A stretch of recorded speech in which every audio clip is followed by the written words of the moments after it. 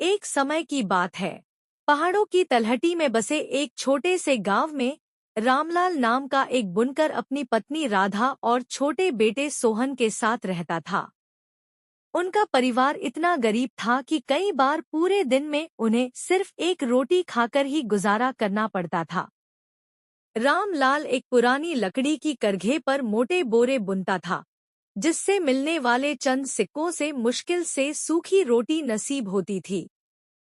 लेकिन उस घर में गरीबी के बावजूद एक अजीब सी शांति थी।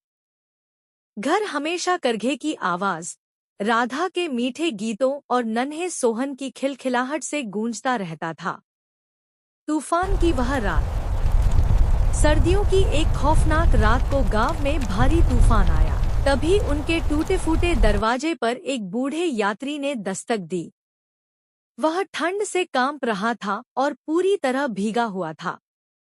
रामलाल और राधा ने देखा कि उनके पास रात के खाने के लिए बस एक कटोरा पतला सूप और ओढ़ने के लिए केवल एक पुराना कंबल बचा था।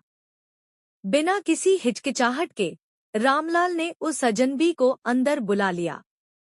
उसने कहा, हमारा घर छोटा है, पर हमारा दिल बहुत बड़ा है। उन्होंने अपना इकलौता कंबल उस यात्री को दे दिया, उसे गर्मागर्म सूप पिलाया और खुद ठंडी जमीन पर सो गए ताकि मेहमान आग के पास आराम से सो सके।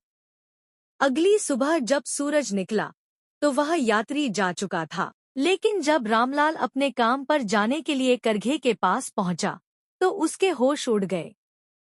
रात को जो खुरदरा भूरा धागा उसने करघे पर छोड़ा था, वह अब चमकते हुए रेशम में बदल चुका था, जो सूरज की किरणों की तरह चमक रहा था। जैसे ही रामलाल ने बुनना शुरू किया, उसने देखा कि वह रेशम कभी खत्म ही नहीं हो रहा था। लेकिन असली चमत्कार तो कुछ और ही था। रामलाल गांव के जितने गरीब और जरूरतमंद लोगों को वह कपड़ा दान करता, उसके करघे पर बचा हुआ रेशम और भी ज्यादा कीमती और सुंदर होता जाता। कुछ ही समय में परिवार की गरीबी दूर हो गई। उन्होंने एक पक्का घर बनाया, लेकिन अपने उस पुराने करघे को घर के बीचों बीच रखा ताकि उन्हें अपनी शुरुआत याद रहे। वे अमीर होकर भी वैसे ही दयालु बने रहे और हर मुसाफिर के लिए उनके दरवाजे हमेशा खुले रहे। क्या आप अपने दिन की शुरुआत डिवाइन वाइब से करना चाहते हैं? देवी दर्पण पर मैं लाती हूँ देव और मन को शांति देने वाला कंटेंट।